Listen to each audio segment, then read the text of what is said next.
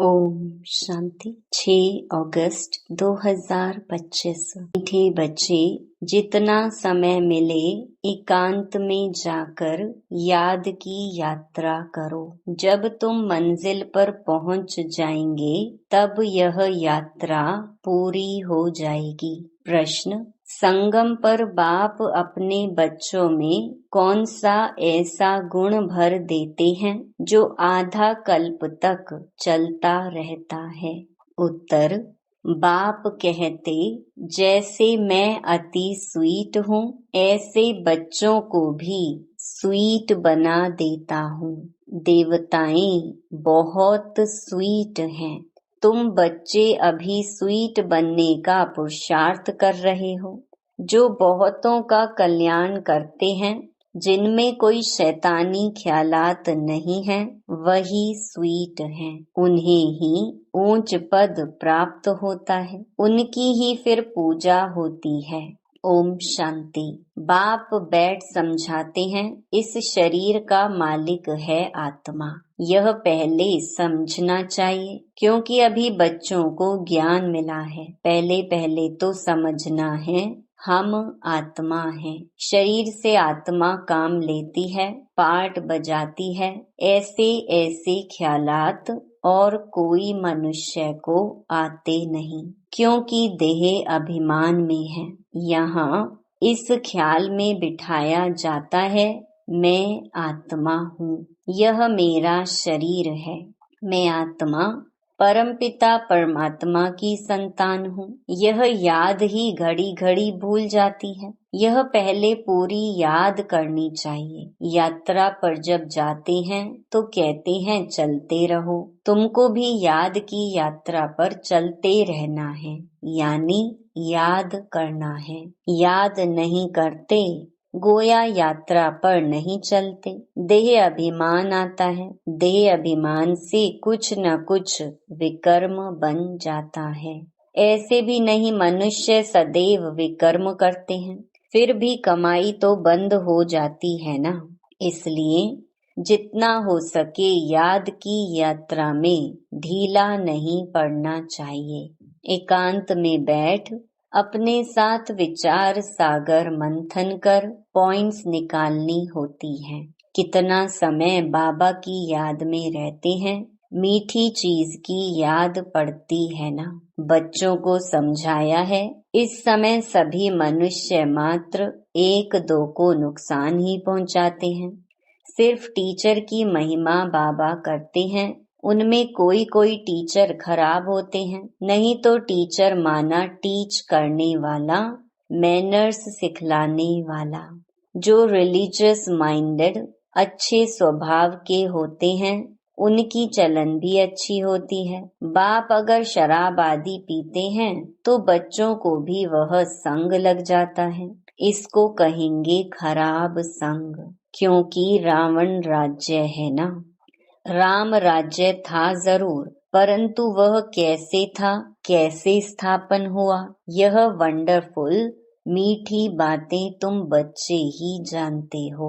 Sweet, sweater, sweetest कहा जाता है ना। बाप की याद में रहकर ही तुम पवित्र बन और पवित्र बनाते हो।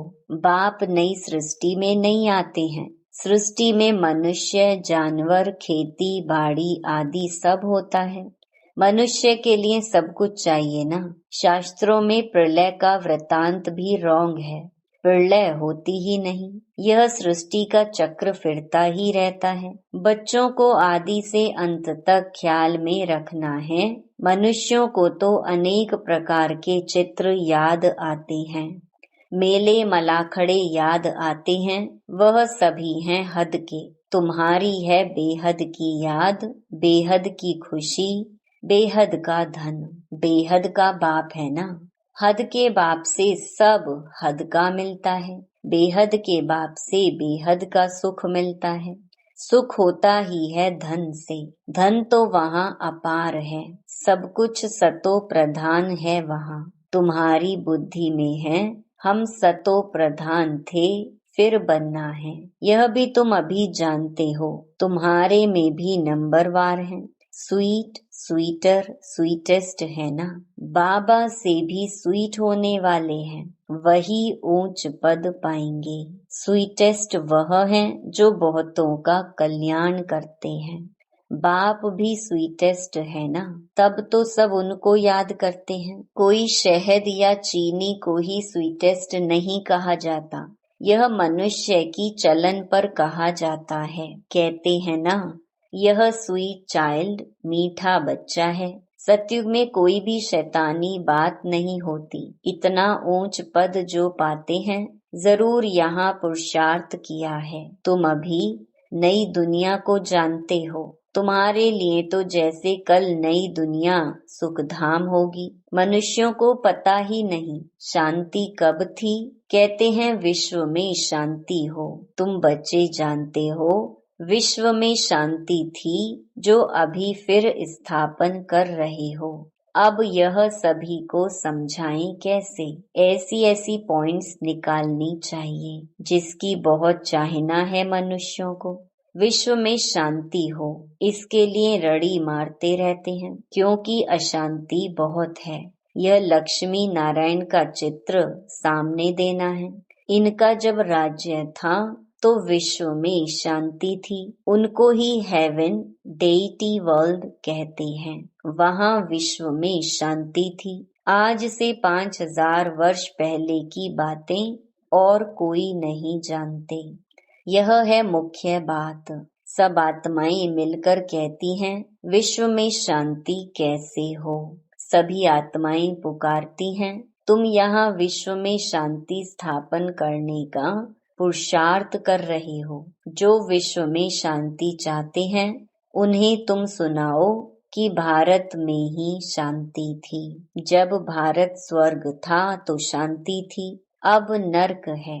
नर्क कलयुग में अशांति है, क्योंकि धर्म अनेक हैं। माया का राज्य है, भक्ति का भी पौंप है।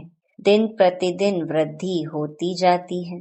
मनुष्य भी मेले मलाखड़े आदि पर जाते हैं, समझते हैं जरूर कुछ सच होगा। अभी तुम समझते हो उनसे कोई पावन नहीं बन सकते हैं। पावन बनने का रास्ता मनुष्य कोई बता ना सके। पतित पावन एक ही बाप है, दुनिया एक ही है। सिर्फ नई और पुरानी कहा जाता है। नई दुनिया में नया भारत, नई दिल्ली कहते हैं। नई होनी है जिसमें फिर नया राज्य होगा। यहाँ पुरानी दुनिया में पुराना राज्य है। पुरानी और नई दुनिया किसको कहा जाता है यह भी तुम जानते हो। भक्ति का कितना बड़ा प्रस्ताव है। इसको कहा जाता है अज्ञान। ज्ञान सागर एक बाप है। बाप तुमको ऐसे नहीं कहते कि राम राम कहो व कुछ करो, नहीं। बच्चों को समझाया जाता है वर्ल्ड की हिस्ट्री ज्योग्राफी कैसे रिपीट होती है। यह एजुकेशन तुम पढ़ रहे हो, इसका नाम ही है रूहानी एजुकेशन, स्पिरिचुअल नॉलेज। इनका अर्थ भी कोई नहीं जानते। ज्ञान सागर तो एक ही बाप को कहा जाता है, वह है स्पिरिचुअल नॉलेजफुल फादर। बाप रूहों से बात करते हैं। तुम बच्चे समझते हो रूहानी बाप पढ़ाते हैं, यह है स्पिरिचुअल नॉलेज। रूहानी नॉलेज को ही स्पिरिचुअल नॉलेज कहा जाता है। तुम बच्चे जानते हो परमपिता परमात्मा बिंदी है, वह हमको पढ़ाते हैं। हम आत्माएं पढ़ रही हैं, यह भूलना नहीं चाहिए। हम आत्मा को जो नॉलेज मिलती है फिर हम दूसरी आत्माओं को देते हैं। यह याद तब ठहरेगी जब अपने को आत्मा समझ बाप की याद में रहेंगे। याद में बहुत कच्चे हैं, झट देह अभिमान आ जाता है। देही अभिमानी बनने की प्रैक्टिस करनी है। हम आत्मा इनको सौदा देते हैं। हम आत्मा व्यापार करते हैं। अपने को आत्मा समझ बाप को याद करने में ही फायदा है। आत्मा को ज्ञान है हम यात्रा पर हैं। कर्म तो करना ही है। बच्चों आदि को भी संभालना है। धंधा धोरी भी करना है। धंधे आदि में याद रहे हम आत्मा हैं। यह बड़ा मुश्किल है। बाप कहते हैं कोई भी उल्टा काम कभी नहीं करना।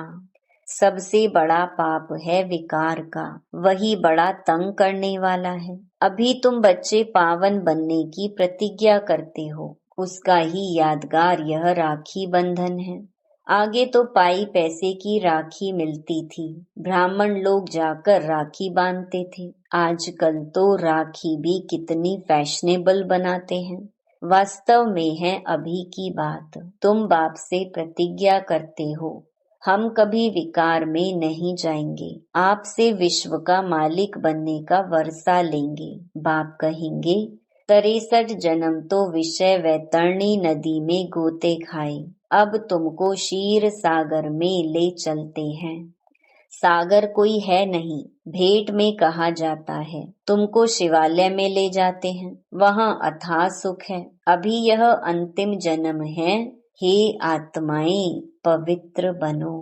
क्या बाप का कहना नहीं मानेंगे? ईश्वर तुम्हारा बाप कहते हैं, मीठे बच्चे विकार में नहीं जाओ। जन्म जन्मांतर के पाप सिर पर हैं, वह मुझे याद करने से ही भस्म होंगे। कल्प पहले भी तुमको शिक्षा दी थी। बाप गारंटी तब करते हैं जब तुम यह गारंटी करते हो कि बाबा हम आपको याद करते रहेंगे। इतना याद करते रहो जो शरीर का भान ना रहे। सन्यासियों में भी कोई कोई तीखे बहुत पक्के ब्रह्म ज्ञानी होते हैं, वह भी ऐसे बैठे बैठे शरीर छोड़ते हैं। यहाँ तुमको तो बाप समझाते हैं पावन बनकर जाना है, वह तो अपनी मत पर चलते हैं। ऐसे नहीं कि वह शरीर छोड़कर कोई मुक्ति जीवन मुक्ति में जाते हैं, नहीं, आते फिर भी यहाँ ही हैं, परंतु उनके फॉलोअर्स समझते हैं कि वह निर्वाण गया। बाप समझाते हैं एक भी वापस नहीं जा सकता, कायदा ही नहीं। झाड़ वृद्धि को जरूर पाना है। अभी तुम संगम युग पर बैठे हो और सब मनुष्य हैं कलयुग में। तुम दैवी संप्रदाय बन रहे हो, जो तुम्हारे धर्म के होंगे वह आते जाएंगे। देवी देवताओं का भी वहाँ सिजरा है ना, यहाँ बदली होकर और धर्मों में कन्वर्ट हो गए हैं, फिर निकल आएंगे। नहीं तो वहाँ जगह कौन भरेंगे? जरूर वह अपनी जगह भरने फिर आ जाएंगे।